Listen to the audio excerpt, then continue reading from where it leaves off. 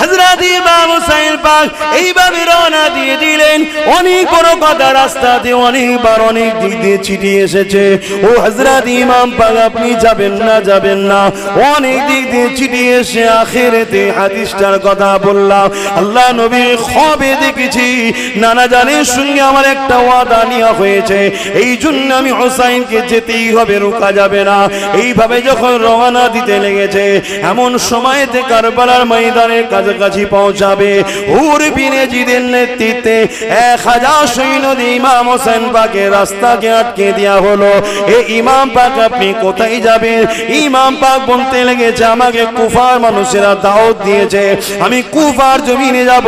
হুর বিন ইয়াজিদ বলতে লেগেছে যে নির্দেশ আছে আপনাকে যেতে দেওয়া হবে না, আপনাকে ইয়াজিদের বায়াত নিতে হবে, ইয়াজিদকে খলিফা বলে, নেতা বলে, শাহিনশাহ বলে আপনাকে মেনে নিতে হবে। হুর বিন ইয়াজিদ এইভাবে ঘিরে ফেললে। এ যুবকেরা, হযরত ইমাম হোসেন পাক তখন হুর বিন ইয়াজিদকে বলল, এ হুর বিন ইয়াজিদ তুমি কি জানো আমি কে? যে মুখে জিনার কলেমা পড়ো উনি আমার নানা জান হয়, যে খাতুনে জান্নাত হবে তিনি আমার আম্মা জান হয়, শেরে খোদা আলী আমার আব্বা জান হয়, হযরত আমন করে হাসান আমার বড় ভাই হয়, তুমি কার রাস্তা আটকাচ্ছ?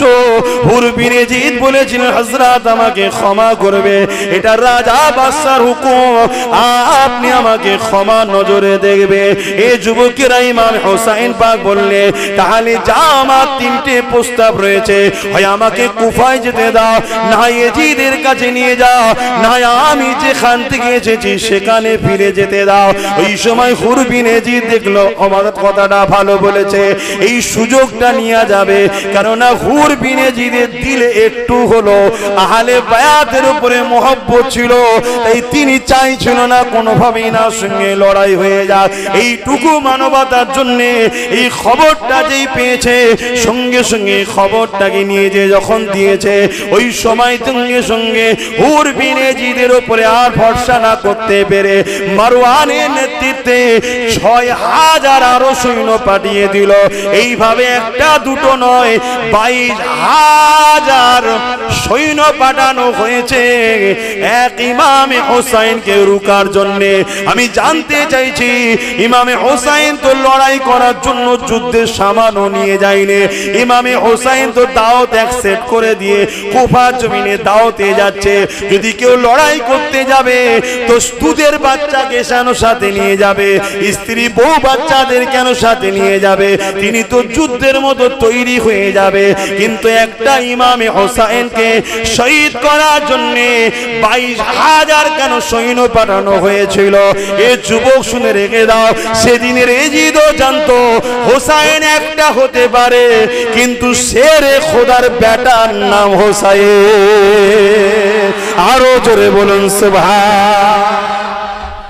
একদিন নবী আমার মদিনার নবাবী শরীফের বারান্দার মসজিদের বাইরের অংশ আর ভেতরের অংশ আর বাইরের অংশ বারান্দাতে বসে আছে।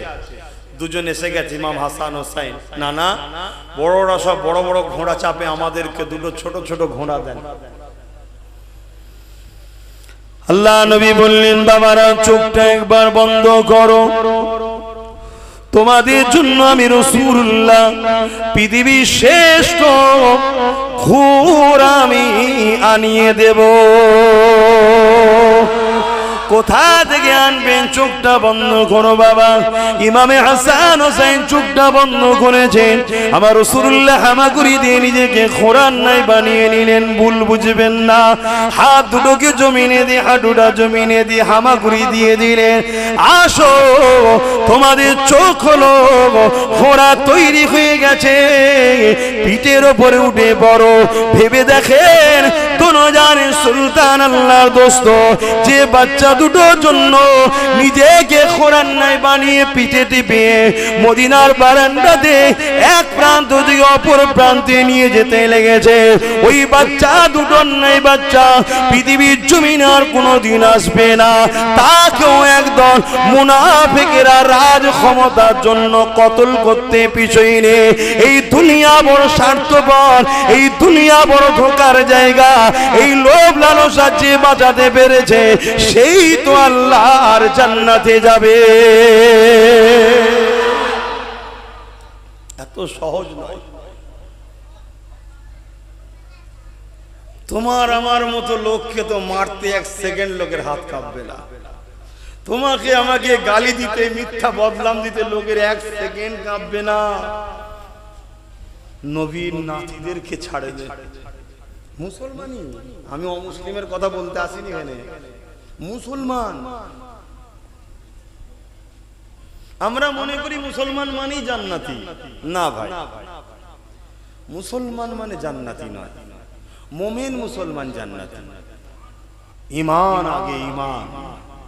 ঈমান রাসূলকে ভালোবাসার নাম, নবীকে আদব করার নাম। আর নবী নিজে বলছেন, আল্লাহ হাসান হোসাইনকে আমি ভালোবাসি। যারা হাসান হোসাইনকে ভালোবাসে আল্লাহ আপনি এদেরকে ভালোবাসবেন। তাদেরকে জোরে বলুন সুবহানাল্লাহ। অপরাধী শরীফের মধ্যে আছে, যারা আমি রাসূলুল্লাহকে পেতে যায় তারা যেন হাসান হোসাইনকে মহব্বত করে। যারা হাসান হোসাইনের সঙ্গে বক্স রাখবে, দুশ্মনী রাখবে, হাসান হোসাইনকে আঘাত দেবে, এ আমার মালিক আল্লাহ, আপনার কাছে আমি রাসূল দোয়া চাই, আপনিও তাদের উপরে বক্স রাখুন, তাদের উপরে আপনার আযাব রাখুন। এ যুবকেরা, তরুণীরা, বাপেরা, এ নবী পাকের প্রেমিকেরা, ইমামে হাসান হোসাইন ছোটবেলা থেকে নবীর কোলে পিঠে কাঁধে করে বড় হয়েছে। আল্লাহ নবী যখন কোন সফরে যেতেন, ইমামে হাসান হোসেন দুজনকে দুই কাঁধে নিতেন। দুই ভাই নবী পাকের চুল মুবারককে ধরে বসতো। যারাই দেখতো তারাই বলতো সওয়ারিটা বড় দামি, অর্থাৎ যার উপরে সওয়ার হওয়া হয় তাকে সওয়ারি বলা হয়। অর্থাৎ আমার রাসূলুল্লাহ বড় দামি প্রশংসা করে। যখনই কেউ বলে সওয়ারিটা বড় দামি, আল্লাহ নবী 1 মুহূর্ত দেরি করতো না, সঙ্গে সঙ্গে তার দিকে লক্ষ্য করে বলতো, আপনি সওয়ারিটা দামি দেখতে পাচ্ছেন, সওয়ার দুটো কি দেখতে পাচ্ছেন না? আমি মুহাম্মদ জানিয়ে দিই, সওয়ারি যেমন দামি, তাদের উপরে যে দুজন বসে আছে ওই সওয়ার দুটোকেও আল্লাহ পাক দামি বানিয়েছে।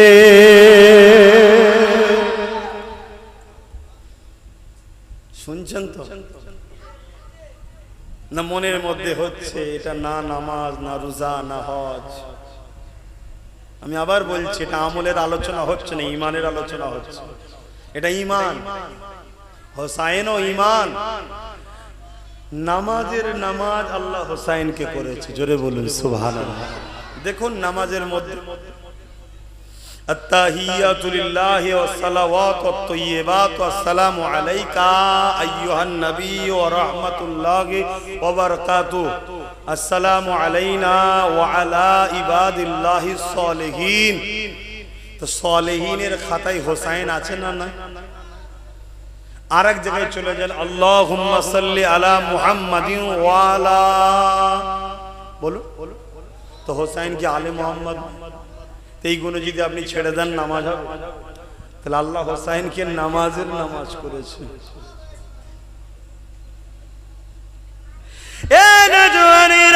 পৃথিবীতে আমি আপনি কি নামাজ পড়েছি জানি না, কিন্তু কারবালা জমিনে হোসাইনের সিজদা, ওই সিজদা জমিন আজও মনে রেখেছে। আসমানও দেখেছে, কায়নাতও দেখেছে।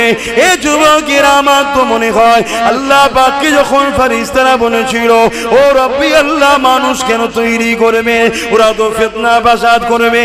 আমার আল্লাহ বলেছিলেন, হয়তো এ আমার ফেরেশতারা, যা তোরা তো ইবাদত করিস বলি হোসাইনের নাই একটা সিজদা তোরা নিয়ে এসে দেখা। না না, পারবি না, পারবি না। কারণ আমার হোসাইনের জোড়া দ্বিতীয় সিজদা জমিনে হয়নি, আর হবে না। যেখানে 22,000 সৈন্য দাঁড়িয়ে আছে আমার হোসাইনকে শহীদ করবে বলে, যেখানে 22,000 তীর তরোয়াল নিয়ে দাঁড়িয়ে আছে আমার হোসাইনকে কতল করবে বলে, যেখানে 22,000 সৈন্য ঝাঁকে ঝাঁকে আসছে আমার হোসাইনকে কতল করে দেবে বলে, এ যুবকেরা হুসাইন তরোয়াল চালাতে লেগেছে। বেঈমানিরা জাহান্নামীরা জাহান্নামের কুত্তারা দুটুকরো হয়ে জাহান্নামে যেতে লেগেছে। হুসাইনের তরোয়ালের সামনে কেউ দাঁড়াতে পারছে না, সীমার মাথায় হাত দিয়ে বসে গেছে। আজ পৃথিবীর দুশ্মন এক জায়গায় হয়ে গেল। আলীর বেটাকে কেউ থামাতে পারবে না, শেরে খুদার বেটাকে কেউ থামাতে পারবে না। হঠাৎ করে দেখা যায় ইমামে হুসাইনের তরোয়াল থেমে গেল, ঘোড়ার পিঠ থেকে নামতে লেগেছে। দুশ্মন চতুর্দিকে ঘিরে দূরে দূরে দাঁড়িয়ে আছে, কেননা যে আগায় সেই তরোয়ালে দুটুকরো হয়ে যায়। তাই অন্তরে ভয় তাদের ঢুকে গেছে, তাই দূরে দূরে দূরে দূরে দাঁড়িয়ে আছে। সবাই অবাক হয়ে দেখতে লেগেছে কে থামালো হুসাইনকে, কে হুসাইনের তরোয়ালকে রুকে দিল, কি জন্য হুসাইন ঘোড়া থেকে নেমে গেল। এ যুবকেরা দেখা যায় আমার হুসাইন পাক তরোয়ালটাকে রেখে দিয়ে আল্লাহ পাকের নামাজে দাঁড়িয়ে গেছে। অর্থাৎ এই জমিনে হুসাইনের তরোয়াল একমাত্র যিনি থামিয়েছে ওটা অন্য কেউ না, আল্লাহর প্রেম আল্লাহর সিজদা থামিয়ে দিয়েছে।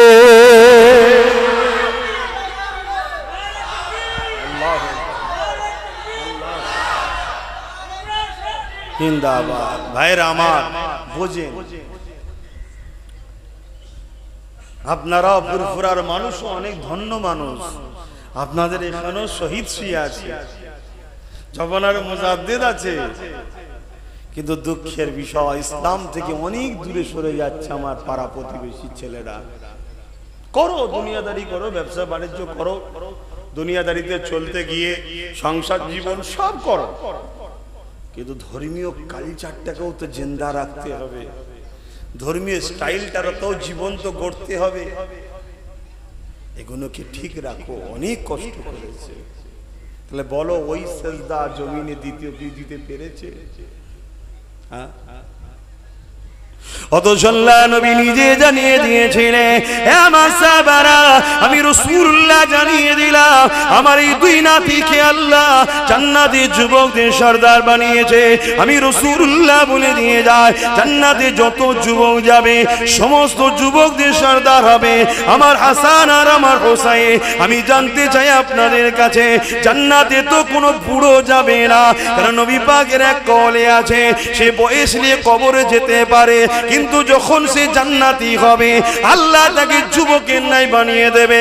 এই জান্নাতে তো কোনো বয়স্ক অবস্থায় ঢুকবে না, যে বয়স্ক মানুষটা জান্নাতে যাবে উনি তো যুবক, আল্লাহ অটোমেটিক বানিয়ে দেবে, যুবক অবস্থাতে যাবে। তাহলে নবী জানিয়ে দিলেন সমস্ত যুবকদের সরদার হবে। এখানে আমার বলতে দেরি না, আমার আবু বকর সিদ্দিক থেকে শুরু করে, আমার গরিবে নওয়াজ থেকে শুরু করে, আমার গওস পাক থেকে শুরু করে সমস্ত যুবকদের যখন সরদার হবে, ইমামে হাসান হুসাইনকে আল্লাহ পাক সবার সরদার বানিয়েছে। আরো জোরে বলুন সুবহান। নারে দিবে জিকরে হুসাইন, জিকরে হুসাইন, জিকরে হাসান, জিকরে আলী, জিকরে আহলে বায়াত, জিকরে কারবালা।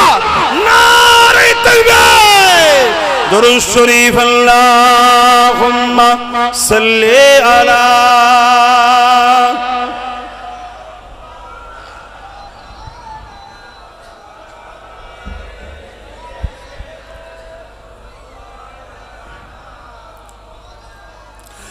सैयदे करबला में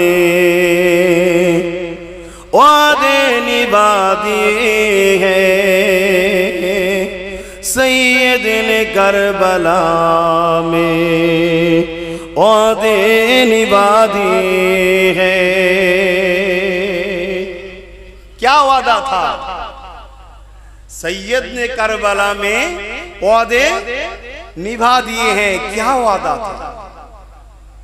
हर साहबा ने रुके थे, आप कुफा में मत जाइए, फिर भी हुसैन कुफा गए। क्या राज है इसके पीछे? एक साहबी हुसैन को पूछे थे, आप बताइए क्या राज है? सब ने आपको माना कर रहे, आप कुफा में मत जाइए, फिर भी आप जा रहे, क्या राज है? तब हुसैन ने फरमाया, नाना के साथ ख्वाब में मुलाकात हुए थे। जोरे बोलूं सुभान। कुछ बातचीत हुई है, जो एक वादा लिए है नाना के साथ, नाना থেকে একটা ওয়াদা নিয়েছি আমি। তখন সাহাবী জানতে চেয়েছে সেই ওয়াদাটা কি জানতে পারি? ইমাম পাক বললেন, যতদিন আমি দুনিয়ায় আছি জানানো যাবে না। এটা নানা নাতির গোপন আলোচনা। তাই হুজুর গেছিলেন, আর না হয় সবাই বারণ করেছিলেন। হুজুর সবার কথাকে গুরুত্ব দিত, বড় বড় মুরব্বী সাহাবারাও বারণ করেছিলেন। কিন্তু নানার সাথে যে কি ওয়াদা হয়েছে সেটা হুজুরই জানে আর নানাই জানে। सैयदने करबला में वादे निभा दिए हैं, सैयदने करबला में वादे निभा दिए हैं। दीन मुहम्मदी के गुलशन खिले दिए हैं, दीन मुहम्मदी के गुलशन खिला दिए हैं। सैयदने करबला में वादे निभा दिए हैं। बोले हुसैन मौला आपकी रिजा के खातिर, बोले हुसैन मौला आपकी रिजा के खातिर मैंने के करके हीरा लुटा दिए हैं, मैंने के करके हीरा लुटा दिए हैं। सैयदने करबला में वादे निभा दिए हैं। अल्लाहुम्मा सल्ली अला, जोरे जोरे पढ़े सबाई जबान खुले पढ़े, वाला आले सैयदना। मुसलमान घरे ছেলে মেয়েরা তরুণেরা, এ নবী পাকের প্রেমিকেরা, আমার ইমামে পাককে আল্লাহ কত সম্মান দিয়েছিলেন। আল্লাহ নবী যেখানে বললেন তোমরা জান্নাতের যুবকদের সর্দার হবে, কি দরকার ছিল কারবালা জমিনে গিয়ে ওই জায়গাতে লড়াই করার, অন্যায়কারী জালিম শাসকের বিরুদ্ধে কথা বলার? আল্লাহ পাক ইমামে হুসাইনকে আরো কত সম্মান দিয়েছে দেখুন। সরে সরে আসা যাবে? আছে জায়গা?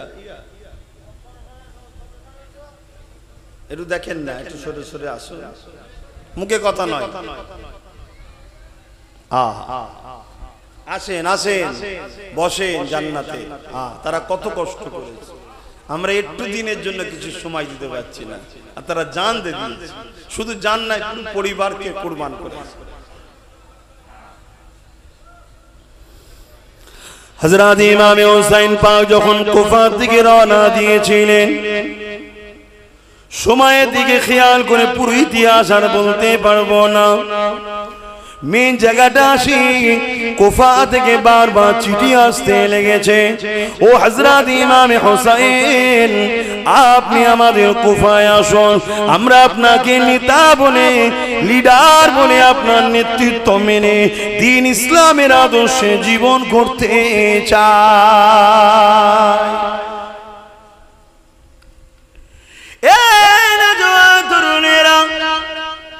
এই চিঠিখানা নিয়ে গে আল্লাহ নবীর নওয়াজা হযরত ইমাম হুসাইন পাক সাহাবা হুজুরদের মধ্যে যিনারা হায়াতে ছিলেন দেখাতে লেগেছেন। দেখুন আপনারা যেতে নিষেধ করছেন, সাহাবারা কেন যেতে নিষেধ করেছিলেন? কেননা কুফার মানুষেরা ইতিপূর্বে আল্লাহ নবীর জামাতা হযরত শেরে খোদা আলী হুজুরের সঙ্গে ধোঁকা প্রতারণা দিয়েছিল, অথচ কুফাকে কেউ চিনত না। আল্লাহ নবীর নওয়াজ জামাতা হযরত আলী রাদিয়াল্লাহু তাআলা যখন পৃথিবীর খলিফা হন, তখন তিনি মদিনা থেকে এমন করে সেই দরবারকে, রাজ দরবারকে কুফার জমিনে নিয়ে গিয়েছিলেন। বিশেষ কারণ ব্যবসার জন্য ছিল, যেটা অবশ্যই উন্নতি ভালোর জন্যই করেছিলেন, কিন্তু কুফার মানুষেরা বড় ধোঁকা দিয়েছিল। মাওলা আলী মুর্শিদ খোদাকে ফজরের নামাজ একসাথে পড়ে নিয়ে হুজুরকে কতল করেছিল এই নামাজি মুনাফিকেরা। তাই নবী সাহাবারা বলেছিলেন আপনার আব্বাকে কুফা মানুষরা ধোঁকা দিয়েছে, আপনি কুফার জমিনে যাবেন না, ছিটিয়ে এসেছে তো কি হয়েছে, আপনাকে ছাড়ব না, কেননা আপনি হলেন রসুলের নমুন করে রসুলের চোখের মতি, আপনি ইসলামের জ্যোতি, আপনাকে আমরা হারাতে কোনো দিন পারব না। আবার কিছুদিন পর একটা চিঠি এলো, তাতে অনেক লোকের সই এবং লিখতে লেগেছে যদি আপনি না আসেন, ধোঁকাবাজদের কাজ দেখুন, যদি আপনি না আসেন কিয়ামতের দিন আল্লাহর কাছে আপনার বিরুদ্ধে নালিশ দেবে। আর আল্লাহ ওয়ালাদের ঘরে শুধু আল্লাহর দোহাইটা দিলেই তারা, দিল্লিতে একটা মাজার আছে, দিল্লি যে দেয়ালটা দেখবেন হিলে আছে, ওই দেয়ালটা যদি পিঠ ঠেকিয়ে করেছিলেন, ওনার পীরের নাম ছিল হযরতে কাসেম রাহমাহুল্লাহ।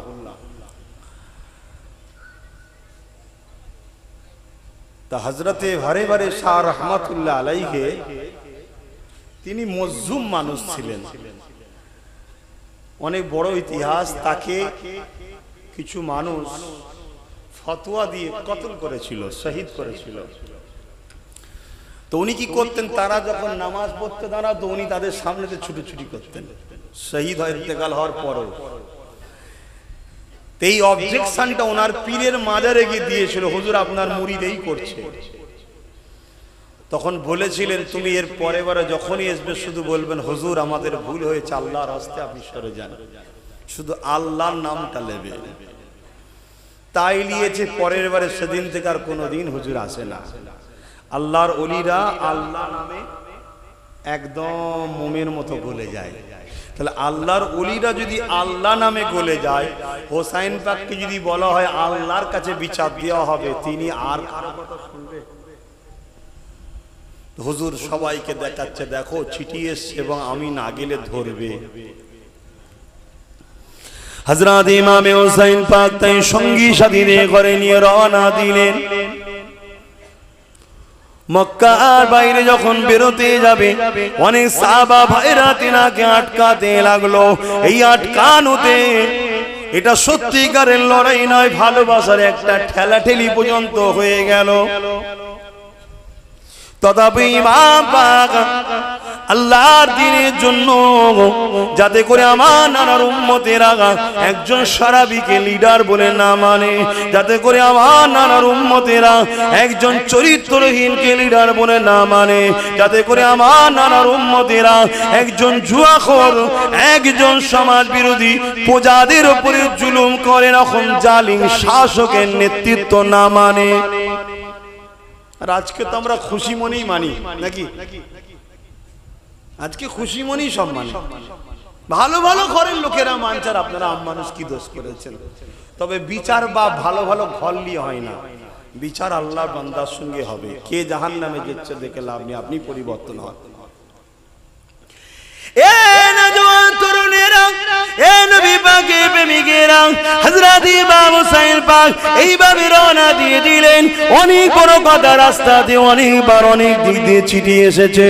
ও হযরত ইমাম পাক আপনি যাবেন না, যাবেন না, অনেক দিক দিয়ে ছিটিয়ে এসে আখিরাতে হাদিসটার কথা বললাম।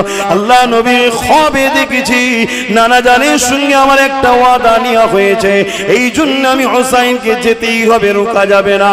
এইভাবে যখন রওনা দিতে লেগেছে, এমন সময়তে কারবালার ময়দানের কাছাকাছি পৌঁছাবে। হুর বিন ইয়াজিদের নেতৃত্বে 1000 সৈন্য দিয়ে ইমাম হোসেন পাকের রাস্তাকে আটকে দেওয়া হলো। এ ইমাম পাক আপনি কোথায় যাবেন? ইমাম পাক বলতে লেগেছে আমাকে কুফার মানুষেরা দাওয়াত দিয়েছে, আমি কুফার জমিনে যাব। হুর বিন ইয়াজিদ বলতে লেগেছে জিদের নির্দেশ আছে, আপনাকে যেতে দেওয়া হবে না, আপনাকে ইয়াজিদের বায়াত নিতে হবে। ইয়াজিদকে খলিফা বলে, নেতা বলে, শাহিনশাহ বলে আপনাকে মেনে নিতে হবে। হুর বিন ইয়াজিদ এইভাবে ঘিরে ফেললে। এ যুবকেরা, হযরত ইমাম হোসেন পাক তখন হুর বিন ইয়াজিদকে বলল, এ হুর বিন ইয়াজিদ, তুমি কি জানো আমি কে? যে মুখে জিনার কলেমা পড়ো উনি আমার নানা জান হয়, যে খাতুনে জান্নাত হবে তিনি আমার আম্মা জান হয়, শেরে খোদা আলী আমার আব্বা জান হয়, হযরত আমন করে হাসান আমার বড় ভাই হয়। তুমি কার রাস্তা আটকাচ্ছ? হুর বিন ইয়াজিদ বলেছিলেন, হযরত আমাকে ক্ষমা করবে, এটা রাজা বাদশার হুকুম, আপনি আমাকে ক্ষমা নজরে দেখবে। এই যুবকেরা ইমাম হোসেন পাক বললে, তাহলে যা আমার তিনটে প্রস্তাব রয়েছে, হয় আমাকে কুফায় যেতে দাও, না ইয়াজিদের কাছে নিয়ে যাও, না আমি যেখান থেকে এসেছি সেখানে ফিরে যেতে দাও। ওই সময় হুর বিন ইয়াজিদ দেখলো আমার কথাটা ভালো বলেছে, এই সুযোগটা নিয়ে যাবে, কেননা হুর বিন ইয়াজিদের দিলে একটু হলো আহলে বায়াতের উপরে মহব্বত ছিল, তাই তিনি চাইছিল না কোনোভাবেই না সঙ্গে লড়াই হয়ে যাক। এইটুকু মানবতার জন্য এই খবরটা যেই পেয়েছে, সঙ্গে সঙ্গে খবরটাকে নিয়ে যে যখন দিয়েছে, ওই সময় সঙ্গে সঙ্গে হুর বিন ইয়াজিদের উপরে আর ভরসা না করতে পেরে মারওয়ানের নেতৃত্বে ৬,০০০ আরো সৈন্য পাঠিয়ে দিল। এইভাবে একটা দুটো নয়, ২২,০০০ সৈন্য পাঠানো হয়েছে এক ইমামে হোসেনকে রুকার জন্য। আমি জানতে চাইছি, ইমামে হোসেন তো লড়াই করার জন্য যুদ্ধের সামানও নিয়ে যায়নি, ইমামে হোসেন তো দাওয়াত অ্যাকসেপ্ট করে দিয়ে কুফার জমিনে দাওয়াতে যাচ্ছে। যদি কেউ লড়াই করতে যাবে তো দুধের বাচ্চাকে কেন সাথে নিয়ে যাবে, স্ত্রী বউ বাচ্চাদের কেন সাথে নিয়ে যাবে? তিনি তো যুদ্ধের মতো তৈরি হয়ে যাবে। কিন্তু একটা ইমামে হোসেনকে শহীদ করার জন্য ২২,০০০ কেন সৈন্য পাঠানো হয়েছিল? এ যুবক শুনে রেখে দাও, সেদিনের ইয়াজিদও জানতো হোসেন একটা হতে পারে, কিন্তু শেরে খোদার বেটার নাম হোসেন। আরো জোরে বলুন সুবহান। হ্যাঁ আমার ভাই আমার, সেদিনও আব্বাস সিদ্দিকী বলেছে, আজও বলছে, কালও ইনশাল্লাহ বলবে। শুধু মুখে হোসেন হোসেন করি না, নিরিবিলিতে হোসেন হুজুরের জীবনী পড়লে চোখ দিয়ে পানি ঝরে, যে আল্লাহ আমরা পার হতে পারবো তো? ভয় লাগে যে আমরা পার হতে পারবো তো? কে তিনি, কে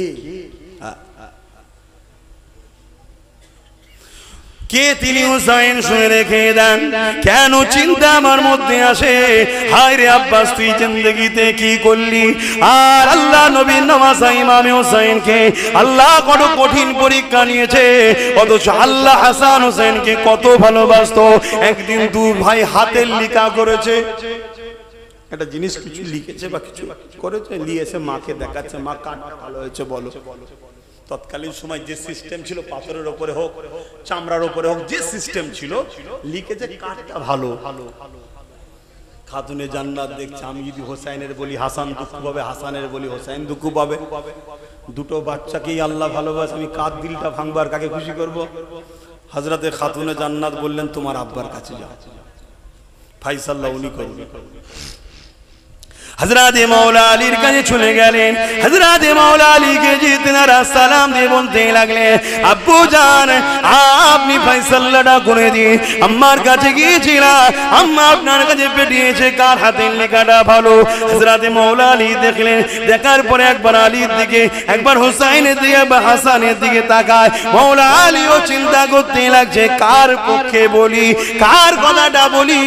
কেন না একজনের বলবো আর একজন দুঃখ পাবে। এই বাচ্চার মধ্যে কাউকে দুঃখ দিতে আমি আলী চাই না, কারণ আল্লাহ যাদেরকে ভালোবাসে আমি আলী কি করে দুঃখ দিই? এই জন্য হযরত আলী বড় প্ল্যান করে বললে, বাবারা সব থেকে উত্তম ইনসাফ করনেওয়ালা হলো নবী মুহাম্মদ আরবি সাল্লাল্লাহু আলাইহি সাল্লাম। তিনি তোমার নানা, তুমি তোমার নানার কাছে চলে যাও। হযরত আলী রাদিয়াল্লাহু তাআলা হুজুরের কাছ থেকে বিদায় নিয়ে নানা জানের দরবারে চলে গেলেন। নানা জান আমরা দু ভাই লিখেছি, কার লেখাটা ভালো বলো। আল্লাহ নবীও দেখে বড় চিন্তিত হয়ে বললেন, বাবা প্রশ্ন তো বড় কঠিন হয়ে গেছে, কারণ নবীও চান না এই দুই বাচ্চার মধ্যে কেউ একজন দুঃখ পায়। এ যুবক, আমার এলাকার মানুষেরা, ও আমার নানার দেশের মানুষেরা, মামুরা মামারা শুনে রেখে দেয়, জেনে রেখে দেন, যা তার কথা আমি বলছি না, ইমাম হোসেন পাকের কথা বলতে লেগেছি।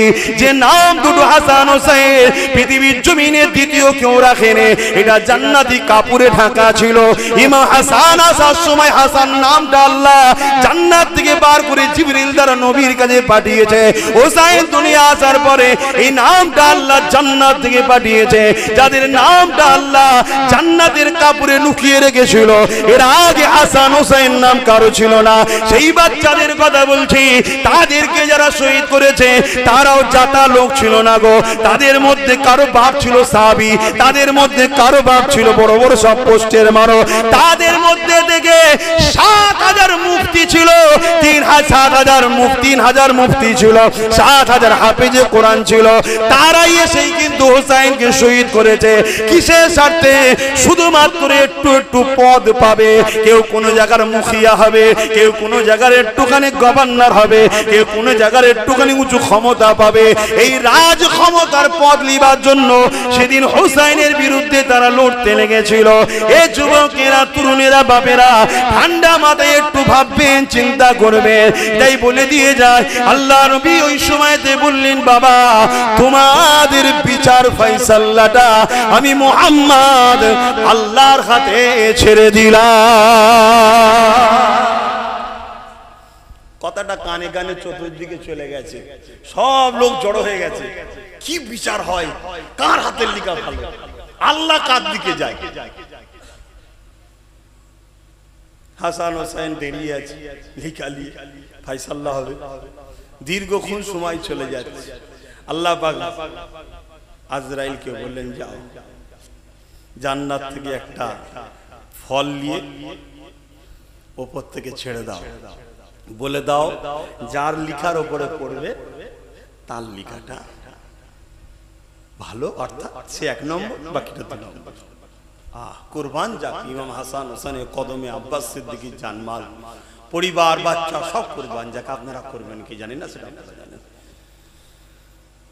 ফলটা উপর থেকে জিবরিল তো ছেড়ে দিল। ফলটা যখন কাছে আসলো, ফলটা দুটুকরো হয়ে দুজুদের খাতায় পড়লো। জোরে বলুন সুবহানাল্লাহ। আমার আল্লাহও চাই না এই দুটো বাচ্চার মধ্যে কেউ একজন কষ্ট পাক। জোরে বলুন সুবহানাল্লাহ। সেই বাচ্চাকেও শহীদ হয়েছে। আল্লাহ দেখেন, আল্লাহ রুখতে পারতেন না, না বিশ্বকে শিক্ষা দিচ্ছে। আমার প্রেমিক যারা হয় তারা আমার ফয়সালাটাই শেষ ফয়সালা। আল্লাহর ফয়সালার উপরে আমাদেরকে রাজি থাক, চেষ্টা আমাদের কাজ, ফাতে আল্লাহ তার পক্ষ থেকে হয়। তিনি যেটা চাইবে সেটা হবে, কিন্তু আমরা নিখুঁত ভাবে তার জন্যই চেষ্টা করব। সে যদি কাউকে ভালোবাসতে হয় তার জন্য, কারো সঙ্গে যদি লড়াইও করতে হয় তার জন্য। আপনি বলবেন লড়াইটা, হ্যাঁ লড়াইটাও আল্লাহর জন্য করতে হবে, নিজের যেন স্বার্থ না জড়ায়, তাহলে বেকার হয়ে যাবে, ওটা দুনিয়া হয়ে গেল, হারাম হয়ে গেল। আর আল্লাহর জন্য লড়াই করবেন, ওই লড়াইটাও জায়েজ আছে তো সব। জোরে বলুন সুবহানাল্লাহ।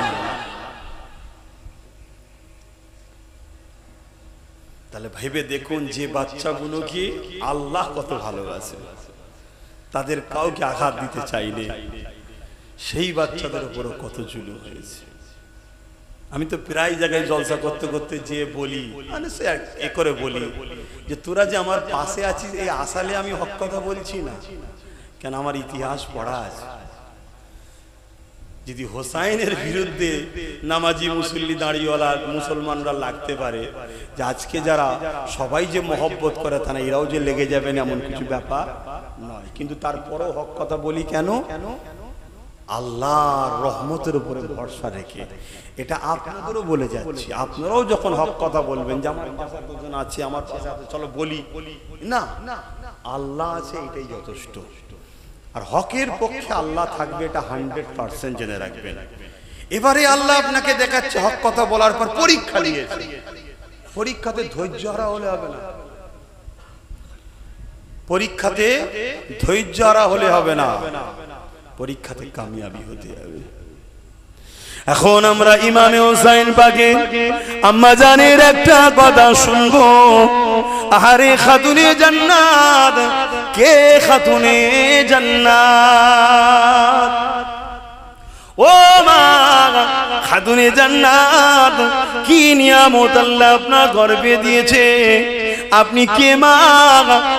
আপনার জীবনে একটুখানি শুনুন, কেননা আমাদের মেয়েরা এখন বন্ধন লোনে বড় ব্যস্ত হয়ে গেছে, তাই একটুখানি টাচ দিয়ে যায়।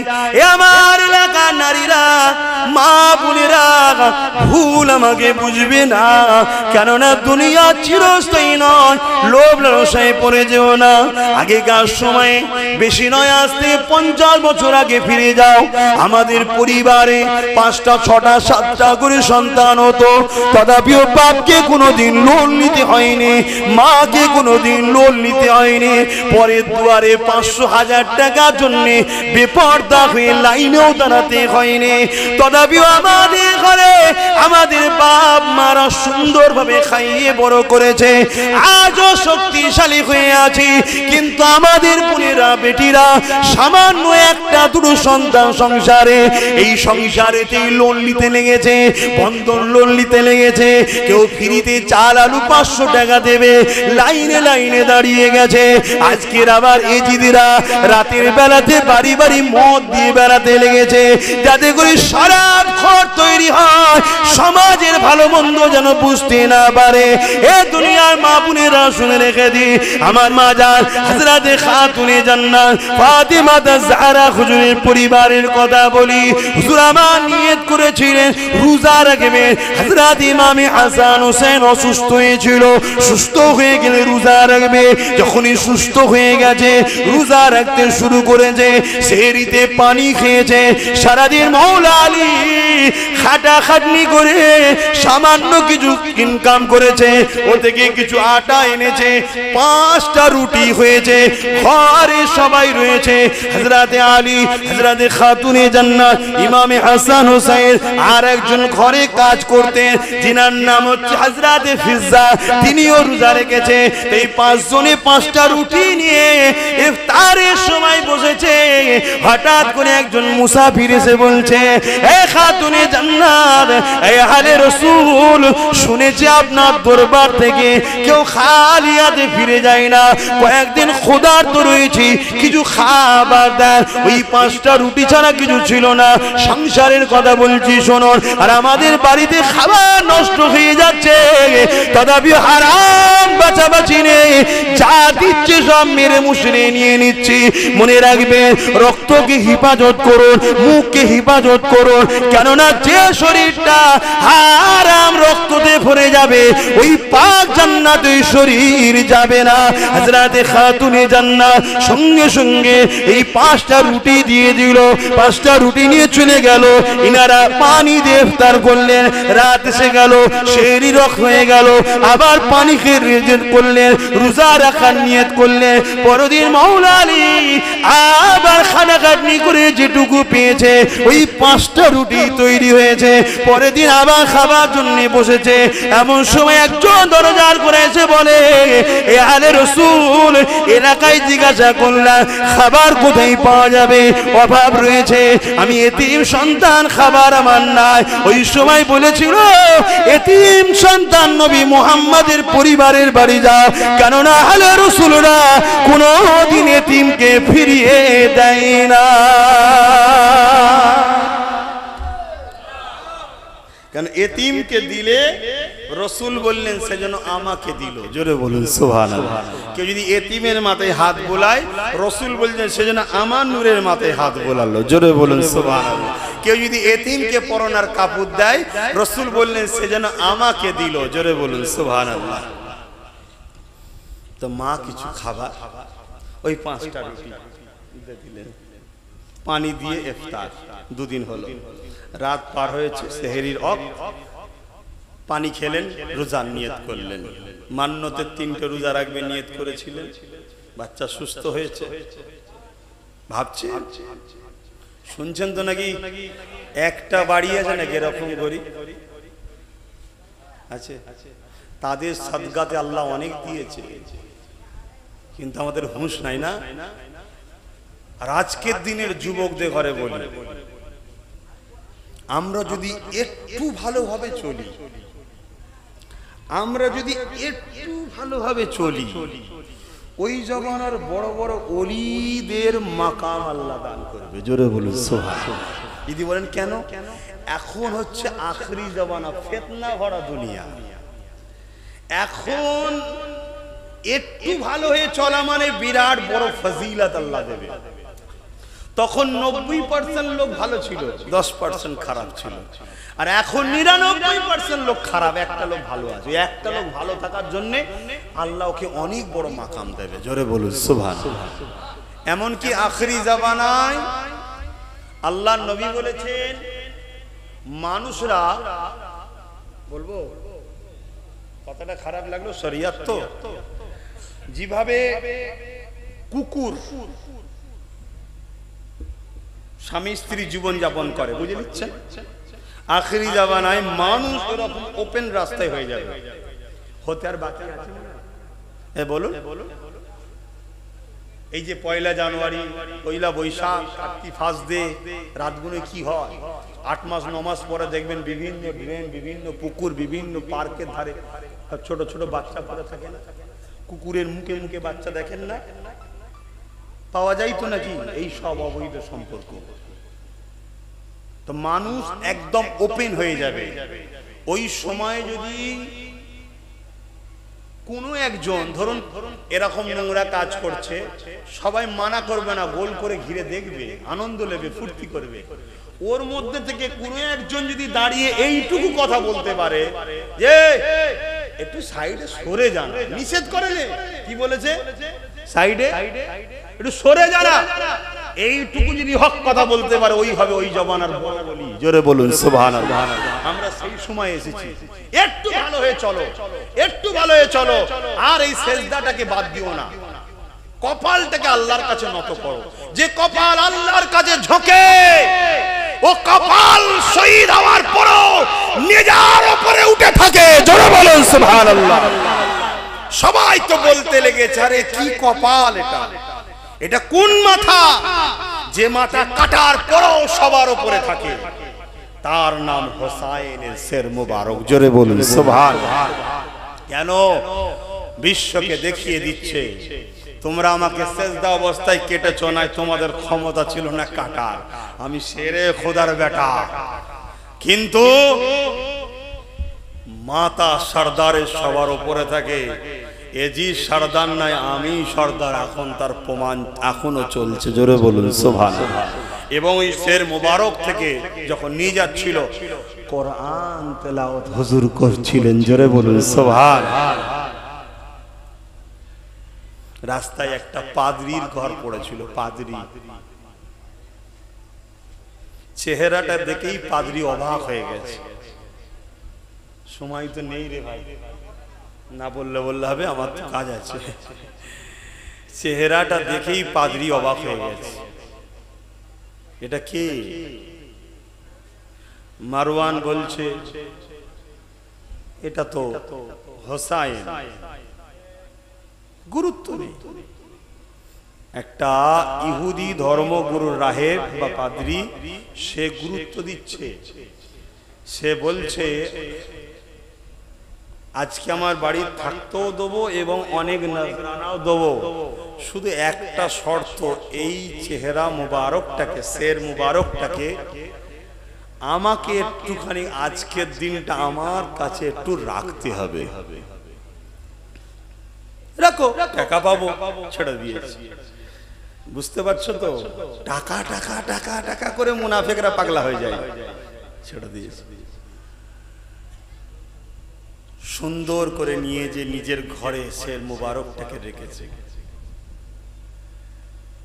রেখে তাকে বড় আদর করছে। হুজুর ইমাম হোসেন পাকের শের মুবারক, যেন মনে চামনা সামনে কথা বলছে যে ইমাম, আমাদের নবীর বাচ্চাদের ঘরে আমরা খোদার বেটা বলেছি, আর তোমরা নবীর বাচ্চা, তোমার নবীর উম্মতরা তোমাদের ঘরে জবাই করে দিল। শুনছেন? তুমি যদি আমার নবীর বংশে আসতে ইমাম, তোমাকে কি সুন্দর দেখতে, তুমি কত সম্মানিত, তোমাকে আমরা অনেক সম্মান দিতাম, কিন্তু তোমার নবীর উম্মতেরা তোমাকে শহীদ করে দিল। এভাবে ওই রাহেব কাঁদছে আর হোসাইন হুজুরের সার মুবারককে বড় আদবের সাথে যত্ন করছে। হঠাৎ করে উনি যখন নিজের ঘরে চলে গেছে, কিছুক্ষণ পর দেখছে হুজুর ওই রাহেবের ঘরটা আলোয় আলোকিত হয়ে গেছে। উনি নুকিয়েছে, দেখছে আলোকে জ্বালালো, দেখছে ইমাম পাকের শের মুবারক থেকে আলো, ওই আলোতে আমার ঘর আলোকিত হয়েছে। জোরে বলুন সুবহানাল্লাহ। নূর ওয়ালা ঘরের সন্তান এবং আল্লাহর আসমানের দিকেও চলে গেছে আলো। পরবর্তীতে ওই হোসাইন পাককে ওইটুকু ভালোবাসা ও সম্মান করার জন্য ওই রাহেব নবী পাকের দিদার পেয়েছে, ও কলেমা পেয়েছে, জান্নাতে গেছে। জোরে বলুন সুবহানাল্লাহ। আর আজকে আমরা উম্মতে মুহাম্মাদি হয়ে সেই নবীর নওয়াসার ভালোবাসা, যিনি যেটা চায় সেটাকে করতে পারছি না। আবার নিয়ে দামেস্কে যাচ্ছে, অনেক বড় কথা ভাই, দামেস্কের দিকে যাচ্ছে। আগে তো অনেকটা বাদ রয়ে গেল, দামেস্কের দিকে যাচ্ছে।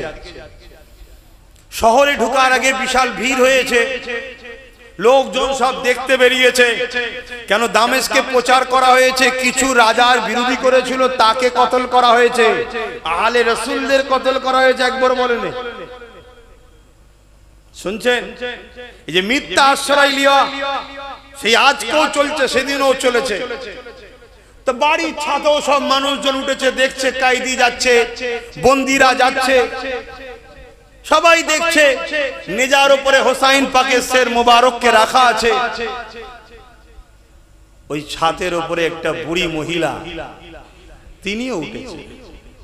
তিনি উঠে কায়দিদের ঘরে দেখে, বন্দীদের ঘরে দেখে তিনার মধ্যে একটা দয়া হয়েছে। তিনি কিছু পানি, কিছু খাবার, কিছু জামা কাপড় প্রয়োজনে দিয়ে পাঠিয়েছে। দিয়ে পাঠাতে হযরত ইমামে হোসাইন হুজুরের বোন এই দৃশ্যটাকে দেখে সব বন্দী হয়ে আছে। আহারে, আহলে রাসূলদেরকে বন্দী করেছে। ভেবে দেখুন, আল্লাহ আমাদেরকে ছেড়ে দেবে মনে হয় সেই ইতিহাস পড়লে? হ্যাঁ, আমরা কি করছি? খাতুনটাকে, মহিলাটাকে ডেকেছে। মহিলাটা আসতে তা জিজ্ঞেস করছে, এই মহিলা, বয়স্ক মা, তুমি কি মনে করে আমাদেরকে এই কাপড় চোপড় দিলে? বলছে, তোমরা বন্দী আছো, কত কষ্ট হচ্ছে, ধূপের মধ্যে রয়েছো। বলছে, সারা রাস্তা এলাম, কেউ তো আমাদের দিকে ঘুরেও তাকায় না, খোঁজও লাইনি, তো তুমি কি মনে করে দিলে মা? বলছে, ছোটবেলায় আমি ফাতেমার কাছে, সৈয়দনা ফাতেমা হুজুরের ঘরে কাজ করতাম, ওই যে ফিজ্জা কাজ করতাম। তখন উনি যখন মদিনা শরীফে চলে গেলেন, আমি যখন ওখান থেকে আমার দেশে যখন বিবাহ শাদী হলো চলে এলাম, তখন আমাকে সৈয়দনাকে জিজ্ঞেস করেছিলাম, খাতুনে জান্নাতকে, যে আমাকে কিছু একটা ওসিয়াত করুন, আমি সেটার উপর আমল করব। তখন হযরতে ফাতেমা জাহরা বলেছিলেন, মা, ওই মহিলাকে বলেছিলেন, বেটি, যখনই কোন দামেস্কে কায়দি বন্দী যাবে, তাদের সঙ্গে তুমি ভালো ব্যবহার করবে। কেন? ফাতেমা হুজুর জানতেন আমার বাচ্চাদের ঘরে নিয়ে যাবে। তো আজকে আপনাদের ঘরে দেখেছি, সেই ফাতেমা হুজুরের সেই কথাকে সামনে রেখে আমি আপনাদের খেদমত করলাম। তখন ইমাম পাকের বোন জিজ্ঞাসা করছে যে, বলুন, আপনি তো আমাদের উপকার করলেন, আমি আপনাদের জন্য, আপনার জন্য কি দোয়া দিতে পারি? আমার তো কিছুই নাই। তখন ওই মহিলা বলছে, খাতুন বলছে, আমার জীবনের একটা শেষ আশা আছে। আমি তো বুড়ি হয়ে গেছি, যখন আমি ছিলাম ছোট হোসাইনকে দেখেছিলাম আর তার বোনকে দেখেছিলাম জাইনাবকে, যদি একটাবার আমার দেখা হয়ে যায়, এটাই আমার আশা। তখন হযরতে জাইনাব হুজুর বলছেন, মা, তোমার দোয়া এটাও কবুল হয়েছে, আমি হলাম সেই জাইনাব। আর ওই যে শের মোবারক দেখছো কাটা, ওটাই হলো তোমার সেই ছোটবেলার হোসাইন। হ্যাঁ, এ দুনিয়া বড় স্বার্থপর। এরা দুনিয়া স্বার্থে আহলে রাসূলদের ঘরেও ছাড়েনি, আজ আমাদের ঘরে ছেড়ে দেবে। এটা ভাবছেন কেন? কেন ভাবছেন যে আমাদেরকে ছেড়ে দেবে? এইভাবে অনেক বড় কথা। হুজুরের শের মোবারককে নিয়ে গিয়ে দামেস্কে রাখা হলো মারওয়ানের কাছে।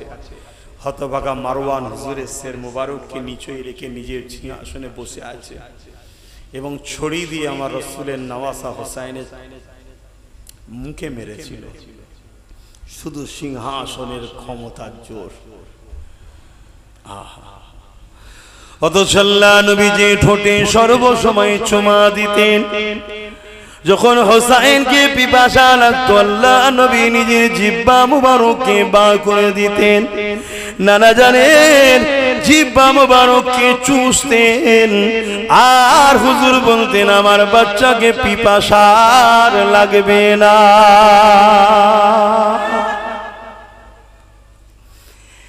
এ নওজওয়ান তরুণেরা, এ নবী পাকের প্রেমিকেরা, এ ধোঁকার দুনিয়ায় পড়ে গিয়ে নিজের আখিরাতকে বরবাদ করে দেবেন না। জিন্দেগিতে যে মরেই থাকেন না কেন, জিন্দেগিতে যে শহরেই থাকেন না কেন, জিন্দেগিতে যে রাজার রাজত্বেই থাকেন না কেন, অন্যায় সঙ্গে আপোষ করবেন না। হক কথা বলুন, অন্যায় বিরোধিতা করুন। কেননা আমার রাসূলুল্লাহ জানিয়ে দিয়েছেন জালিমরা কখনো আমার শাফাআত পাবে না। আর কোরআন জানিয়ে দিল কুনতুম খায়রা উম্মাতিন উখরিজাত লিন-নাস তা'মুরুনা বিল মারুফ ওয়া তানহাউনা আনিল মুনকার। আল্লাহ আমাদের ঘরে দুটো কাজ দিয়েছে। একটা হলো ন্যায় কাজ করো, ন্যায়ের পক্ষে থাকো, ন্যায়কে সাথ দাও, ন্যায়কে সাহায্য করো। আর একটা হলো অন্যায় করো না, অন্যায়ের সাথে থেকো না, অন্যায় বিরোধী করো। ক্ষমতা থাকলে হাত দিয়ে, নাই মুখ দিয়ে, নাই অন্তর দিয়ে ঘৃণা করো। এই যুবকেরা তরুণেরা, আজ বড় দুঃখের কথা, ভালো ভালো ঘরের মানুষেরা তারা আজকে প্রকাশ অন্যায় হচ্ছে দেখছে, তথাপিও সাফাই দেবার জন্য চেষ্টা হয়। আমরা জমিনের উপরে দেখতে পেয়েছি আজকের এজিদরা আযানকে নিয়ে ক্রিটিসাইজ করতে লেগেছে। আমরা জমিনের উপরে দেখতে লেগেছি আজকের হুকুমাতরা এজিদি খাসলতেরা তারা কলেমাকে বিকৃত করতে লেগেছে, আল্লাহর নামকে বিভিন্ন ভাবে ব্যঙ্গ করতে লেগেছে।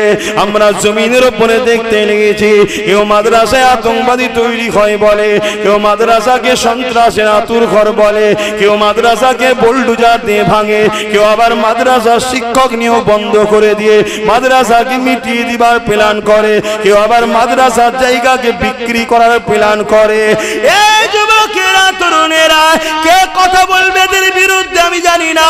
যদি তুমি হুসাইনি হও তাহলে আজকের এজিদের বিরুদ্ধে তোমাকে কথা বলতে হবে।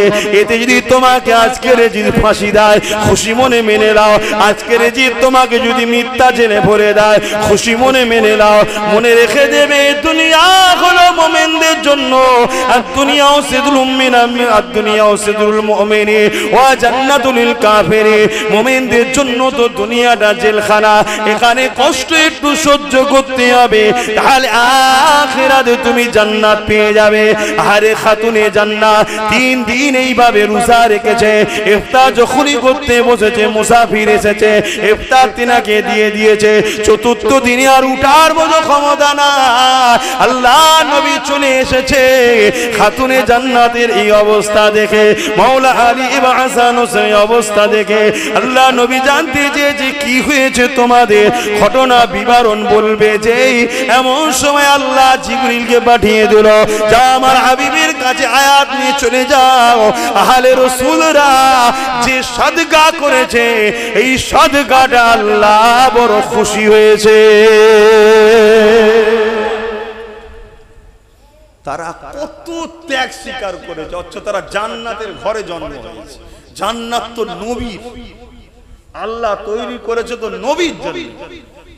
যারাই গোলাম নবী তারাই যাবে গোলামের পিছু পিছু, মালিকের পিছু পিছু। যে গোলাম নাই একটা কেউ জান্নাত যাবে না। সে নামাজ পড়ে পড়ে যদি কপালে পাহাড়ের মতো দাগ করে ফেলে তাও জান্নাত যাবে না। রোজা রেখে পেট পিঠ সমান করে ফেললে তাও জান্নাত যাবে না। তামাম পৃথিবীতে প্রতিটা গ্রামে একটা করে মাদ্রাসা করে দিলে তাও জান্নাত যাবে না। কোটি কোটি ভক্ত মুরিদ করে ফেললেও তাও জান্নাতে যাবে না যদি মোস্তফার গোলাম না হয়। জান্নাতের মালিক মুস্তাফা আল্লাহ তৈরি করেছে রাসূলের জন্য, তার গোলাম তার পিছু পিছু চলে। আজকে নকল নকল অনেক দিন বেরিয়েছে, সব মেনে কিছু লাভ নেই। হোসাইনের দিন মানো। হোসাইন এজিদের বিরোধী করেছিল, এজিদ জালিম ছিল তাই, এজিদ খারাপি ছিল তাই, এজিদ লুটেরা ছিল তাই, এজিদ শাসকের নামে শোষণ করত, এজিদ প্রশাসন দ্বারা মানুষকে জুলুম করত, এজিদ মানুষের উপরে অত্যাচার করেছে, এজিদ নারীদের নিয়ে রাজ দরবারে নাচ ফুর্তির মধ্যে জড়িয়ে থাকতো, প্রজাদের খোঁজ খবর রাখতো না। এইরকম একটা ব্যক্তিকে রাসূলের নামাজা সাপোর্ট করেন, আপনারা করতে পারবেন? আজকে যদি এরকম কেউ থাকে, করছে তো লাখো কোটি মুসলমান করছে। আজকের হোসাইনি বলে যাচ্ছি, হোসাইনের গোলাম বলে যাচ্ছি, দেখুন উঠে আসতে পারেন কি? যদি পারেন হাসর নাসর ইনশাআল্লাহ হোসাইনের সাথেই হবে, আর না পারলে এজিদের সাথে হবে। যদি আপনার কাছে 50 বছর প্রাধান্য পাই বেশি, তাহলে থাকুন। আর যদি মনে হয় যে না 50 বছর কোন রকম ভাবে কেটে যাবে রে বাবা দেখতে দেখতে, না, আমি আখিরাত শান্তি চাই। খাতুনে জান্নাতের দরবারে মওলা আলী বলল, ফাতেমা কয়েক সপ্তাহ খাওয়া হয়নি, তুমি যদি বলো তোমার আব্বার কাছে আমি যাব, ওখানে নজরানা দেয়, যদি কিছু পাই নিয়ে আসবো। গেছে, কিছুক্ষণ থেকেছে, কথাবার্তা বলেছে, রাসূলও খোঁজ লাইনে, আলী তোমার সংসারের কি খবর, ছেলে পুলে সব ভালো আছে, খাওয়া দাওয়া হয়েছে কি? চলে এসছে মন মরা করে, দরজায় আঘাত দিয়েছে, সালাম দিয়েছে, দরজার বাইরে সালাম দিয়েছে। খাতুনে জান্নাত খিড়কি খুলে দেখছে আমার প্রাণের স্বামী এসছে, মন বড় মরা। সালামের উত্তর দিয়ে বলছেন, প্রাণের স্বামী মন মরা কেন? বলছে কয়েকদিন ক্ষুধার্ত তুমি, কয়েকদিন বাচ্চা হাসান হুসাইন ক্ষুধার্ত, এ জান্নাতি সরদারিনী নারী, তোমার মুখে কিছু দিতে আজকেও পারলাম না, ওসিলা হলাম না, খালি হাতে ফিরে এসেছি, মন বড় খারাপ। আমাদের ঘরের কবি আল্লাহ হলে কি বলতো, অত বুঝিনি, চুরি করে হোক যেখানে লিয়াই। খাতুনে জান্নাত কি বলেছিল? প্রাণের স্বামী মন খারাপ করছেন কেন? আপনি কি কোরআনের ওই আয়াতটা ভুলে যাচ্ছেন? আল্লাহ বলেছে, যারা সবর করে আমি আল্লাহ তাদের সাথে রয়েছি, আর যারা শুকরিয়া আদায় করে আমি আল্লাহ তাদের সাথে আছি। আমার প্রাণের স্বামী আল্লাহ যখন খাওয়ায় তখন শুকরিয়া আদায় করে আলহামদুলিল্লাহ, তখনও আল্লাহ থাকে। আর আল্লাহ যখন দেয়নি, সবর যদি করি আল্লাহ তখন আমাদের সাথে থাকে। শুকরকারীকেও আল্লাহ পছন্দ করে, সবরকারীকেও আল্লাহ পছন্দ করে। যাদেরকে আল্লাহ অর্থশালী করেছে, ধন দৌলত টাকা বাড়ি দিয়েছে, শুকরিয়া করো, আল্লাহ পাকের শুকরিয়া আদায় করেছি দাদা, আল্লাহ তোমার উপরও খুশি থাকবে। যাদেরকে আল্লাহ গরিবি করে পরীক্ষা নিচ্ছে, সবর করো, আল্লাহ পাক সবরকারীকেও পছন্দ করে। আমার প্রাণের স্বামী আমি আল্লাহর কাছে শুকরিয়া আদায় করি। হয়তো রিজিকের কিছু ব্যবস্থা হয়নি, কিন্তু আল্লাহ আপনাকে তো ফিরিয়ে দিয়েছে। যদি আল্লাহ আপনাকে মৃত্যু দিয়ে দিত তাহলে আমার তো কিছুই করা থাকতো না সবর ছাড়া। আল্লাহ যখন আপনাকে ফিরিয়েছে এতেই আমি শুকরিয়া আদায় করি। আর আজকে আমাদের কি হয়, না নিয়ে এলে ঢুকতে দেবে না। মা বোনেরা খবরদার, স্বামীর ওপরে চোখ তুলে কথা বলবে না, স্বামীর ওপর জুলুম করবে না। যদি স্বামী জালিম হয়, আল্লাহর খুশির জন্য তুমি তার জন্য দোয়া করো, তাকে হিদায়াতের জন্য কাঁদো, নামাজের মুসাল্লায় সেজদায় পড়ে তাহাজ্জুদ পড়ে কাঁদো, তথাপিও স্বামীর উপরে চড়াও হয়ে যাও না। মা, তোমার স্বামী যদি তোমার উপরে জুলুম করে সে নাজাত পাবে না, তুমি যদি তাকে ভালোবাসো তুমি নাজাত পেয়ে যাবে। দুনিয়ার সম্পর্ক মত হলেই শেষ। এরকম একটা গরিবী সংসার থাকার পরও আমার খাতুনে জান্নাত কখনো আল্লাহর উপর শুকরিয়া ছাড়া থাকে না। আর আজকে আমাদের অভাব নাই, তথাপি আমরা লোন ছাড়া চলি না। আবার বন্ধন লোন, আবার এখন সমিতি টমিতি না কি হয়েছে, তারা আবার সেক্রেটারি করছে সুন্দরী মেয়েগুলোকে। সব মুরব্বী সব বসে আছে, নানা সমতুল্য মামা সমতুল্য, কি বলি, কিন্তু হচ্ছে না, হয়নি কেন? সমাজে যাতে জেনার পাহাড় তৈরি হয়।